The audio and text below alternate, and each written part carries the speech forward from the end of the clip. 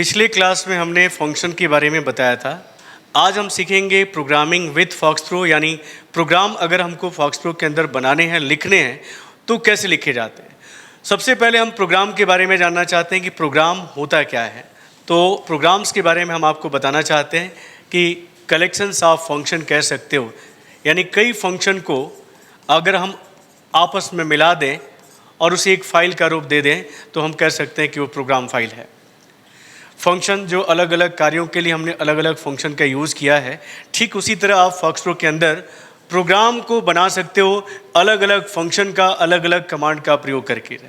तो वही चीज़ हम आपको आज बताने जा रहे हैं कि आप कैसे प्रोग्राम को बनाओगे, कैसे आप फंक्शन का इस्तेमाल करते हुए प्रोग्राम को लिखोगे। यही चीज़ आज हम आपको बताने जा रहे हैं। प्रोग्राम फाइल अगर आप बनाना चाहते हैं तो इसके लिए हम आपको दो तरीके बता रहे हैं। पहला आप देख सकते हैं फाइल मेनू के अंदर आपको जो है यहाँ पे न्यू ऑप्शन पे क्लिक करना होगा। न्यू ऑप्शन पे जब क्लिक करेंगे तो यहाँ देख सकते हैं न्यू विंडो आपके सामने खुली है, जहाँ पे आपसे पूछ रहा है कि फ़ाइल का टाइप क्या होगा, यानी कौन सी फाइल आप बनाने जा रहे हो। तो यहाँ देख सकते हैं प्रोजेक्ट है, डाटाबेस, आपको याद होगा क्रिएट कमांड का यूज़ किए थे हम लोग।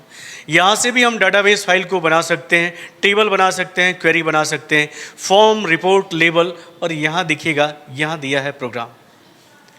अगर आप प्रोग्राम फाइल बनाना चाहते हो तो प्रोग्राम ऑप्शन पे क्लिक करेंगे और जैसे आप न्यू पे क्लिक करेंगे प्रोग्राम फाइल आपके सामने खुल के आ जाएगी। आप देख पा रहे हैं ये प्रोग्राम फाइल आ चुकी है। इसी प्रोग्राम फाइल के अंदर आपको सारे फंक्शन या कमांड जो पीछे पढ़ चुके हो उसका आपको प्रयोग करना है। ये पहला तरीका है जो हमने आपको बताया कि मेनू सिस्टम से किसी भी प्रोग्राम फाइल को बनाने के लिए हम मेनू सिस्टम का यूज़ करेंगे। दूसरा तरीका हम आपको बताना चाहते हैं कि आपको यहाँ कमांड लिखना पड़ेगा। दूसरा मेथड आपको लिखना होगा MODIFY मॉडिफाई कमांड, COMMAND, और यहाँ पे आपको अपनी फ़ाइल का नाम, जैसे मैंने यहाँ पे कोई नाम दिया, फाइल का नाम लिखना होगा। जैसे मान लीजिए आपने F1 लिखा और इंटर बटन को जैसे प्रेस करेंगे यहाँ देख सकते हैं F1.PRG के नाम से जो है क्या हो गई है, फाइल खुल चुकी है। PRG जो फाइल का एक्सटेंशन होता है। याद करिए जब आपने डाटाबेस फाइल बनाया था तो वहाँ .dbf बना था, डाटाबेस फाइल। आप यहाँ पे प्रोग्राम फाइल बनाने जा रहे हो, इसलिए .PRG फाइल का नाम जो आपने अभी रखा हुआ है, .PRG मतलब प्रोग्रामिंग फाइल आपकी यहाँ पे बनने जा रही है। अब ये फाइल खुल चुकी है। अब इसके अंदर आप फंक्शन को कैसे रखोगे, कैसे किसी कमांड को आप रखोगे और एक प्रोग्राम को क्रिएट करोगे, हम आपको दिखाते हैं। तो यहाँ पे मैं आपको लिख कर दिखाता हूँ। क्या करना होगा, आपको यहाँ लिखना होगा सेट टॉक ऑफ। किसी भी प्रोग्राम फाइल को लिखने के लिए सबसे पहले आपको ये टाइटल में लिखना पड़ेगा सेट टॉक ऑफ। इसके बाद यहाँ पे आप इंटर बटन को प्रेस करिएगा, यहाँ लिखिएगा CLEAR क्लियर। तो क्लियर ऑप्शन का यूज़ आपको कब करना है, जब आप चाहते हो कि जब आउटपुट मिले तो स्क्रीन को क्लियर करके हमारा रिजल्ट मिले, तो हम क्लियर लगाते हैं। अब आपको याद होगा कि हमने डेट को देखने के लिए हमने डेट फंक्शन का यूज़ बताया था। तो आप यहाँ पे डेट लिखिएगा DATE और ब्रैकेट को ओपन क्लोज करिएगा। इसी तरह आप यहाँ पे इंटर करिएगा, क्वेश्चन मार्क लिखिएगा, टाइम लिखिएगा। ये दोनों अलग अलग फंक्शन है जिसके द्वारा हम डेट अलग और टाइम अलग देखते थे, याद करिए आप लोग। जबकि ये दोनों फंक्शन, दोनों कमांड को हमने एक ही फाइल के अंदर रख दिया है। फाइल का नाम है F1.PRG, ठीक है। इतना करने के बाद इस प्रोग्राम फाइल को आपको सेव करना होगा। सेव करने के लिए आपको हम बताना चाहते हैं, सेव करने के लिए आपको यहाँ पे CTRL+, किसी भी प्रोग्राम फाइल को अगर आप लिखते हो तो उसे सेव करने के लिए आपको Ctrl+W बटन को प्रेस करना होगा। जैसे इतना करेंगे ये प्रोग्राम फाइल आपकी क्या होगी, सेव हो जाएगी। और सेव होने के बाद आप कमांड विंडो के अंदर वापस चले जाओगे। आप देख सकते हो आपकी फ़ाइल F1.PRG के नाम से बन चुकी है। अब इस प्रोग्राम फाइल को रन करने के लिए आपको हम बताना चाहते हैं कि डू कमांड का प्रयोग करना पड़ेगा। किसी भी प्रोग्राम फाइल को रन करने के लिए जो प्रोग्राम फाइल आप बना चुके हो, अगर आप उसे रन करना चाहते हो, रन प्रोग्राम, अगर आप उसे रन करना चाहते हैं तो आपको क्या करना पड़ेगा, एक कमांड आपको लिखना पड़ेगा डू और उस फाइल का नाम जिस फाइल को आपने प्रोग्राम फाइल के अंदर नामकरण कर रखा है। डू लिखने के बाद, फाइल का नाम लिखने के बाद जैसे आप इंटर करेंगे, उस फाइल के अंदर जिस तरह के फंक्शन या कमांड का प्रयोग किया होगा उस तरह का आउटपुट आपको मिल जाएगा। आइए हम देखते हैं कि हमें यहाँ पे क्या करना होगा। यहाँ लिखना होगा डू और फाइल का नाम F1 लिख के जैसे आप इंटर करेंगे आपको आउटपुट मिल चुका है। आप देख सकते हैं कि डेट दिखा रहा है और यहाँ पे हमें क्या कर रहा है, समय दिखा रहा है। जबकि यही काम करने के लिए आपको याद होगा कि हमें क्वेश्चन मार्क के साथ जो है डेट लिखना पड़ता था। याद करिए, डेट अलग दिखता था और क्वेश्चन मार्क के साथ हम टाइम लिखते थे, ब्रैकेट को बंद करते थे और इंटर करते थे तो टाइम अलग दिखाता था। लेकिन अभी क्या हो रहा है, अभी हम डू लिख के और फाइल का नाम लिख के जब इंटर कर रहे हैं तो हमें डेट और टाइम दोनों एक साथ दिखाई दे रहा है। अब इसमें हम प्रोग्राम के अंदर थोड़ा सा बदलाव और करते हैं। उसके अंदर हम रनिंग टाइम को भी ऐड करते हैं।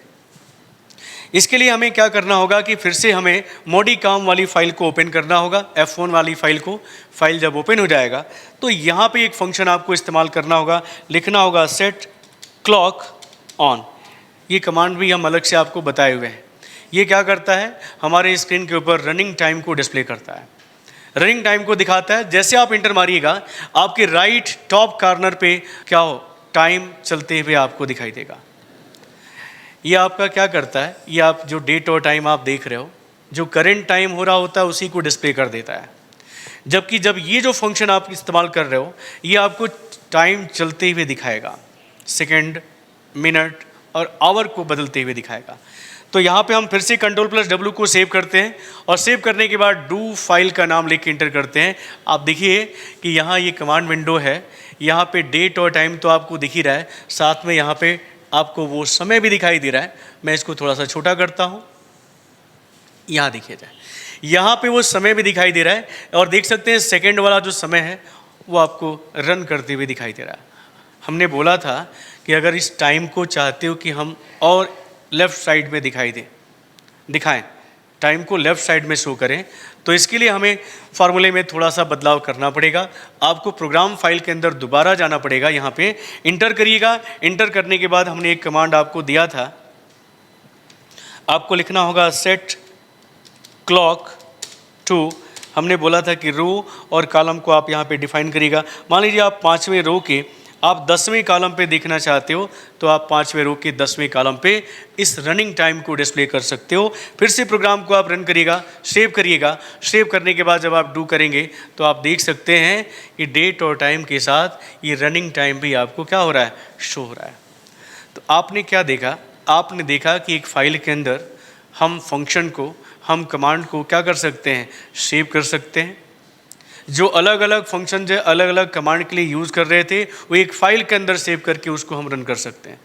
जो वो फंक्शन अलग अलग काम करता है अब वो एक साथ एक फ़ाइल के अंदर काम करेगा। तो हमने बताया कि हम कैसे किसी फ़ाइल को, प्रोग्राम फाइल को बनाएंगे, कैसे किसी फंक्शन को ऐड करेंगे और उसको कैसे रन करेंगे। चलिए एक और एग्जांपल हम आपको देते हैं किसी प्रोग्राम फाइल को बनाने के लिए। तो सबसे पहले हमने आपको बताया कि आपको एक प्रोग्राम फाइल फिर से बनाना पड़ेगा। आप यहाँ पे लिखेंगे मॉडी, शॉर्टकट आप मॉडिफाई की जगह शुरू की 4 अक्षर भी आप इस्तेमाल कर सकते हो। तो हम यहाँ पे लिखते हैं मॉडी, यहाँ पे लिखते हैं COMM और यहाँ पे लिख देते हैं F2। ऐसा करते ही एक काम करते हैं, पहले हम इस डेट और टाइम को क्लियर कर लेते हैं यहाँ से। और देखिए ये क्लॉक हमेशा दिखाई देता रहेगा, तो हम क्यों ना इस क्लॉक को बंद कर दें। तो बंद करने के लिए आप यहाँ पे सेट क्लॉक ऑफ कर दीजिएगा। चलिए हमने कहा कि हम एक फ़ाइल ओपन करते हैं दोबारा और इस फाइल के अंदर देखिएगा फाइल का नाम दिया है f2.prg। ठीक है, एक छोटा सा प्रोग्राम हम यहाँ पे करते हैं, कुछ वेरिएबल डिफाइन करते हैं और उस वेरिएबल की कुछ वैल्यू को हम निश्चित करेंगे। तो अब देख सकते हैं कि हम दूसरा प्रोग्राम यहाँ पे लिखने जा रहे हैं। यहाँ पे हमें प्रोग्राम में क्या लिखना होगा, लिखना होगा सेट टॉक। हम पहले ही बोले हैं कि आपको किसी भी प्रोग्राम फाइल को लिखने के लिए ये टाइटल में आपको लिखना पड़ेगा, सेट टॉक ऑफ लिखना पड़ेगा। इसके बाद हम चाहते हैं क्लियर दिखाई दे, CLEAR। जब आउटपुट हमें दिखाई दे तो बाकी जो डिस्प्ले स्क्रीन के ऊपर पहले से दिखाई दे रहा है उसको क्लियर करके तब ये आउटपुट के रूप में दिखाई दे। चलिए अब यहाँ पे हम A is equal to 10, B is equal to 20, C is equal to 30 और यहाँ पे हमने D बराबर हमने बोला A plus B plus C। देख सकते हैं A एक वेरिएबल है जिसके ऊपर हमने 10 को स्टोर किया है, B एक वेरिएबल है जिसके ऊपर हमने 20 स्टोर किया है, C भी एक वेरिएबल है जिस पर हमने 30 स्टोर किया है। आप स्टोर कमांड का भी प्रयोग कर सकते हो। पीछे हम वेरिएबल्स के बारे में आपको बताए थे कि मेमोरी वेरिएबल को आपको कैसे डिफाइन करना है, तो अगर आपने उसको पढ़ा है तो आप स्टोर कमांड का भी यूज़ कर सकते हो और आप इक्वल साइन का भी प्रयोग करके किसी भी वेरिएबल के ऊपर कोई भी वैल्यू आप क्या कर सकते हो, स्टोर कर सकते हो।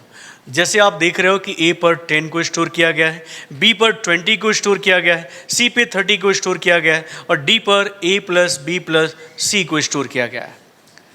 ये सभी वेरिएबल न्यूमेरिकल वेरिएबल्स हैं, न्यूमेरिक वेरिएबल हैं। अब इसको हमें आउटपुट के रूप में लेना है।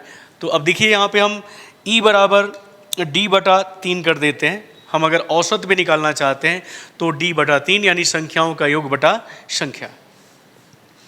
अब हम चाहते हैं कि सभी संख्याओं को यहाँ पे क्या करें, आउटपुट के रूप में हम देखें, प्रिंट करें। तो इसके लिए हमें क्या करना पड़ेगा, क्वेश्चन मार्क लिखना पड़ेगा, क्योंकि क्वेश्चन मार्क कमांड्स के बारे में ही बताए थे कि किसी भी वेरिएबल्स के ऊपर अगर कोई वैल्यू स्टोर की गई है तो उसका आउटपुट लेने के लिए हमें क्वेश्चन मार्क कमांड का प्रयोग करना होगा, या किसी फंक्शन को प्रिंट करने के लिए भी हम क्वेश्चन मार्क कमांड्स का प्रयोग कर सकते हैं। क्वेश्चन मार्क और डबल क्वेश्चन मार्क दोनों के बारे में हम बताए थे, है ना जी। ठीक है, तो अब देख सकते हो यहाँ पे हम लिख सकते हैं question mark A, question mark लिख सकते हैं हम यहाँ पे B, क्वेश्चन मार्क यहाँ पे लिख सकते हैं हम C, और यहाँ पे हम क्वेश्चन मार्क लिख सकते हैं D, और यहाँ पे हम क्वेश्चन मार्क लिख सकते हैं E।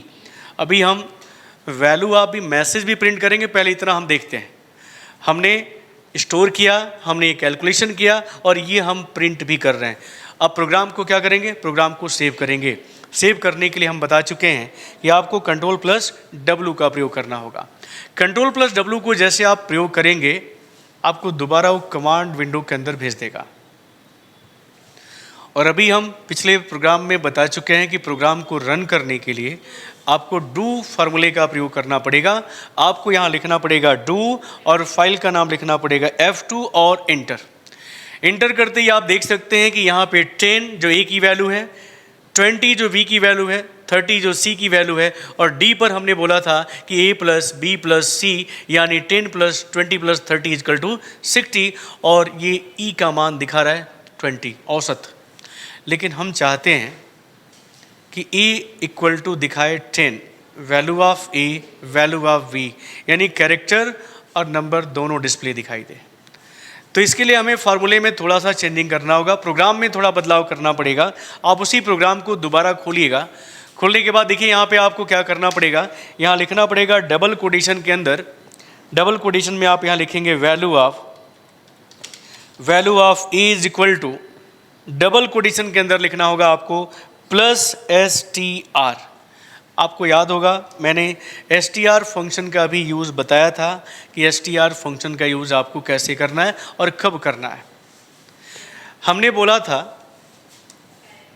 कि value of A character type data है, यानी ये कैरेक्टर है, और ये जो A की जो वैल्यू आप यहाँ पे देख रहे हो ये न्यूमेरिक है। ओके, कभी भी कैरेक्टर और नंबर को एक साथ लिखना है तो आपको STR फार्मूले का प्रयोग करना पड़ेगा, क्योंकि वो क्या करता है, न्यूमेरिक डाटा को कैरेक्टर टाइप डाटा में बदल देता है। अगर STR फार्मूले का यूज़ नहीं करते हो तो कभी भी आप A की वैल्यू को, यानी जो न्यूमेरिकल वैल्यू है, उसको आप कैरेक्टर के साथ नहीं लिख सकते हो। इस पर हम पीछे फंक्शन में बता चुके हैं। STR फंक्शन का पूरा डिटेल हम आपको दिखाए हैं एग्जाम्पल के साथ। इसी तरह अगर आपको V की वैल्यू को प्रिंट करना है, C की वैल्यू को प्रिंट करना है, तो ऐसे ही आपको प्रयोग करना होगा। आइए हम देखते हैं। यहाँ पे आपको लिखना होगा value of B equal to double quotation plus, यहाँ लिखना होगा STR ब्रैकेट में V की वैल्यू को। इसी तरह यहाँ पे value of C is equal to double quotation plus STR bracket में आप यहाँ पे दिखाओगे C। अभी हम इस पे फिर से बात करते हैं। यहाँ लिखोगे आप sum of 3 number d is equal to double quotation plus str, यहाँ पे ब्रैकेट में लिखोगे d, और last double quotation average of 3 number is equal to double quotation plus str, यहाँ पे लिखोगे e, ये मिटा दीजिए। बात समझना है, हमने कहा कि a भी एक वेरिएबल्स है, b वेरिएबल है, न्यूमेरिक वेरिएबल है। नंबर को कभी भी कैरेक्टर के साथ मैं चाहता हूं कि ये मैसेज भी आए, क्योंकि जो आउटपुट दिखाई दे रहा है ये नहीं पता चल रहा है कि 10 क्या है, 20 क्या है, 30 क्या है, 60 क्या है। मैं चाहता हूं कि यहाँ पे लिखा हुआ है कि वैल्यू a है, a की वैल्यू है, वैल्यू b की वैल्यू है, वैल्यू c की है, वैल्यू d की वैल्यू है, या सम ऑफ 3 नंबर्स का वैल्यू है। अगर हम चाहते हैं ऐसे शो करना तो हमने ये मैसेज लिख दिया है, str का यूज़ किया है, str फंक्शन का यूज़ किया है, ताकि हम कैरेक्टर और नंबर को एक साथ लिख सकें। इतना करने के बाद आप कंट्रोल प्लस W बटन को प्रेस करिएगा, ये क्या होगा, सेव हो जाएगा। सेव होने के बाद प्रोग्राम को दोबारा रन करिएगा, यहाँ पे डू लिखिएगा, F2 लिखिएगा और इंटर बटन को प्रेस करिएगा। आप देख सकते हैं आउटपुट आपको यहाँ पे दिखाई देने लगा है। यहाँ दिखा रहा है कि value of A is equal to 10, और पहले क्या दिख रहा था, पहले केवल 10 दिखाई दे रहा था, लेकिन अब आपको दिखाई दे रहा है कि वैल्यू ए का जो मान है, यानी ए का जो मान है वो कितना है, 10 है, बी का जो मान है वो 20 है, सी का जो मान है वो 30 है, और यहाँ पे कहा गया कि सम ऑफ 3 नंबर इक्वल टू 60, यानी तीनों संख्याओं का योग है वो 60 है, और एवरेज ऑफ 3 नंबर्स, संख्याओं का योग बटा संख्या, संख्याओं का योग क्या है, 60 है, और संख्या कितनी है, 3 है, तो 60 में अगर 3 से भाग देते हैं तो देखिएगा यहाँ पे 20 आएगा, यानी संख्याओं का सम 60 और संख्याओं का एवरेज औसत क्या है, 20 है।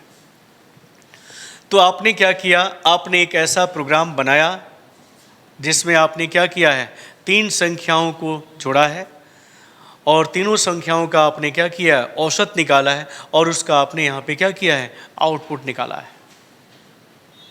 इस तरह आप फॉक्सप्रो के अंदर कोड लिख सकते हो, प्रोग्राम लिख सकते हो, फंक्शन का यूज़ करते हुए, फार्मूले का यूज़ करते हुए आप क्या कर सकते हो, आउटपुट भी ले सकते हो। तो इसके पहले वाले क्वेश्चन में हमने आपको 2 फंक्शन 3 फंक्शन का यूज़ बताया है, और इसमें हमने कुछ वेरिएबल्स लिए हैं जिसका हमें सम और इसका औसत निकाल के आपको हमने दिखाया है। तो कुछ आइडिया आपको लग गया होगा कि आपको प्रोग्राम कैसे लिखने हैं। तो उम्मीद करते हैं कि फॉक्सप्रो में कोड कैसे लिखे जाते हैं, प्रोग्राम कैसे लिखे जाते हैं, आपको समझ में आ गया होगा। इसके आगे की क्लास में हम और भी आपको प्रोग्राम लिखना बताएंगे, अलग अलग प्रकार के फंक्शन का इस्तेमाल करते हुए आपको हम बताएंगे कि कैसे प्रोग्राम लिखे जाते हैं, कौन कौन से फंक्शन का इस्तेमाल होता है, कैसे कंडीशंस यूज़ होते हैं, इन सब के बारे में हम सीखेंगे। तब तक के लिए नमस्कार, जय हिंद।